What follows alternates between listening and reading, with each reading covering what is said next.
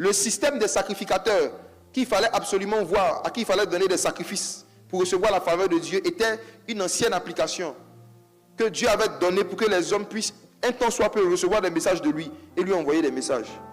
Mais il se trouve que Dieu a emmené son fils Jésus sur la terre pour faire une mise à jour.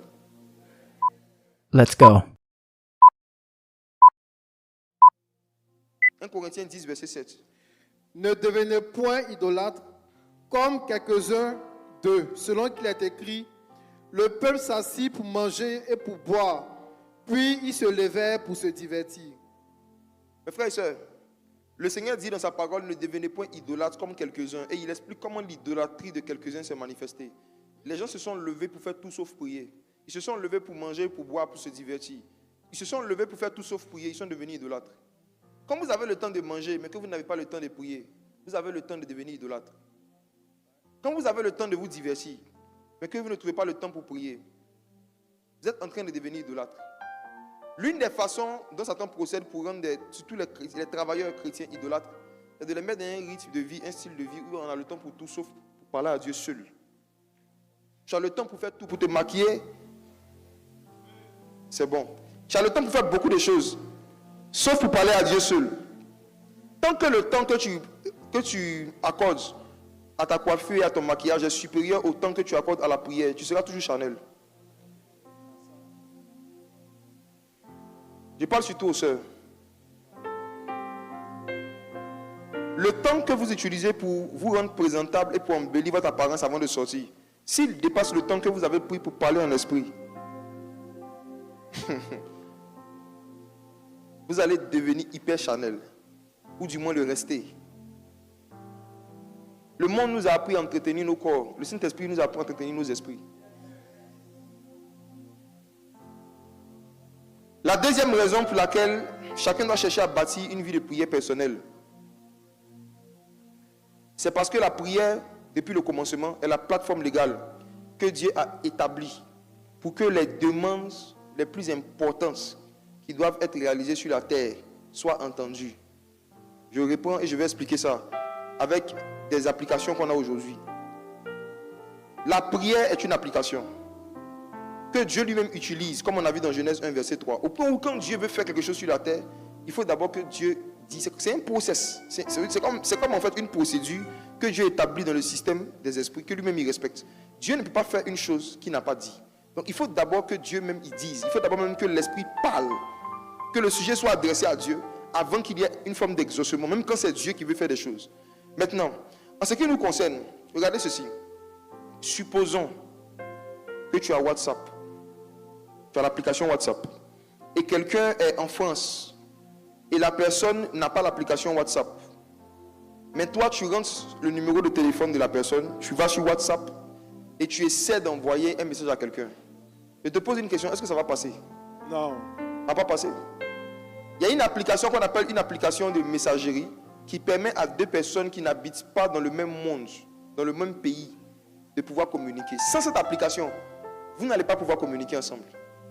La plateforme légale d'échange d'informations instantanées, c'est cette application. Mais il faut regarder ceci. Dieu a l'application qu'on appelle le Saint-Esprit. L'application, c'est le Saint-Esprit. L'esprit de prière. Et lorsque Dieu a créé Adam, pour pouvoir communiquer avec Adam, qui n'habitait pas dans la même sphère que lui, parce que Adam habitait la terre, Dieu habitait au ciel. Dieu lui a donné le Saint-Esprit. Le Saint-Esprit que Dieu nous a donné est l'application qui est en nous, par qui nous sommes censés passer pour transférer des messages à Dieu. Et de la même manière que si quelqu'un a l'application WhatsApp et qu'il veut envoyer un message à quelqu'un qui n'a pas l'application, il est obligé de contourner et de passer par un autre moyen qui est parfois l'appel direct ou bien le mail. De cette même façon, après la chute de l'homme, quand l'homme a perdu l'esprit de prière, Dieu était obligé de mettre d'autres moyens pour pouvoir atteindre l'homme. Exemple, les sacrifices des animaux, les ministères prophétiques de l'Ancien Testament. Les ministères prophétiques de l'Ancien Testament étaient des plateformes, des applications que Dieu a mis à disposition des hommes qui n'entendent pas sa voix, de pouvoir partir pour lui adresser des messages et recevoir des messages. Le système des sacrificateurs qu'il fallait absolument voir, à qui il fallait donner des sacrifices pour recevoir la faveur de Dieu, était une ancienne application que Dieu avait donnée pour que les hommes puissent un temps soit peu recevoir des messages de lui et lui envoyer des messages. Mais il se trouve que Dieu a emmené son fils Jésus sur la terre pour faire une mise à jour. Jésus est venu sur la terre, il a été crucifié, il a versé son sang. Et Jésus a mis à jour l'application qu'on utilise pour communiquer avec Dieu. Dorénavant, ce n'est plus par les sacrifices d'animaux, ce n'est plus par les prophètes, ce n'est plus par les sacrificateurs, c'est par l'Esprit. Le Seigneur a rencontré une femme qu'on appelle la femme samaritaine.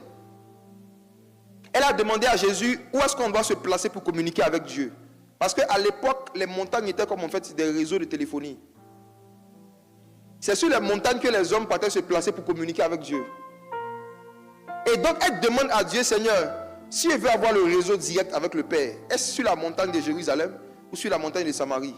Jésus dit, ce que tu es en train de demander là, ça c'était une application qui était utilisée pendant un temps. Mais l'heure vient et elle est déjà venue. En fait, il y a une mise à jour que je suis venu apporter aux vrais adorateurs. Et les vrais adorateurs ne vont plus adorer, ne vont plus communiquer avec Dieu par rapport à un lieu physique, mais ils vont le faire en esprit. Ça veut dire que l'esprit va devenir le lieu où les gens vont se mettre pour pouvoir communiquer avec le Père. L'esprit. Donc mes frères et sœurs, l'esprit par lequel nous communiquons avec le Père est le Saint-Esprit. Et le Saint-Esprit, quel est son rôle? Marc 11, verset 24. Marc 11, verset 24.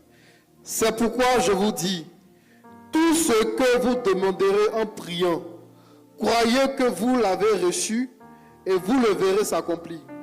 Dis avec moi tout ce que vous demanderez. Tout ce que vous demanderez. En priant. En priant. Dis avec moi en priant. En priant. Est-ce que vous savez qu'on peut demander sans prier? Et c'est la raison pour laquelle beaucoup ne peuvent exaucer. Vous ne demandez pas en priant. Vous demandez en bavardant. Certains demandent en se plaignant. D'autres demandent en se lamentant. Mais le système ne reconnaît pas les lamentations et les bavardages. Le système reconnaît les prières. Ce que vous demandez sans prier n'est pas reçu même par le ciel. Pendant des années, je n'ai pas fait de différence entre demander et prier. Comme toi. Pour moi, tout ce que je demande à Dieu, Dieu a entendu. Or, Jésus a été clair. Il dit tout ce que vous allez demander, vous devez mettre ça dans le système, en priant. Si tu es dans une entreprise et que tu veux, si tu travailles en entreprise, il y a des logiciels. Si tu veux transférer un message, un mail professionnel, un message à ton patron dans le cadre du travail, tu dois passer par une application. Si tu ne passes pas par l'application légale, tu ne vois pas le mail, mais que tu restes dans ton bureau pour parler, est-ce que le patron va entendre? Beaucoup parmi vous, vous pensez que parce que vous parlez, Dieu vous entend. Tout ce qui se demande en dehors de la prière n'est pas entendu par Dieu. Je vous ramène en Éden. Je donne des exemples bibliques pour appuyer ce que je dis. Dieu descend en Éden. Et Dieu dit, Adam, où es-tu? Je vais vous poser une question. Est-ce que Adam était sorti du jardin?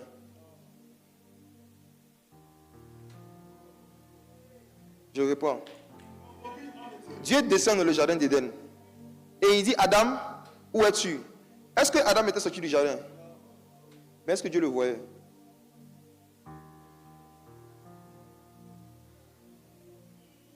Regarde, c'est de même parce que tu es dans la salle que Dieu te voit actuellement.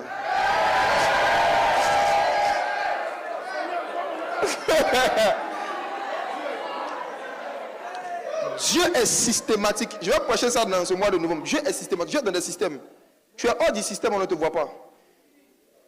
Est-ce que vous savez que quand la Côte d'Ivoire donne le nombre d'habitants, on se dit il y a combien de millions, je ne sais plus.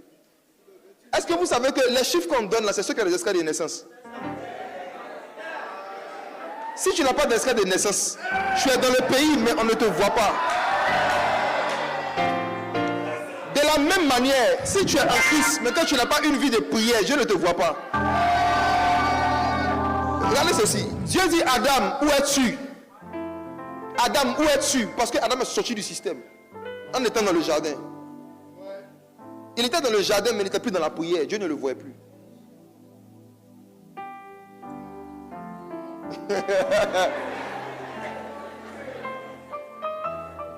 Le diable sait que rétrograder, ce n'est pas quitter une église. C'est quitter une position où Dieu peut te voir. Donc même si tu restes dans l'église, que tu sors de la prière, Dieu dit, où es-tu?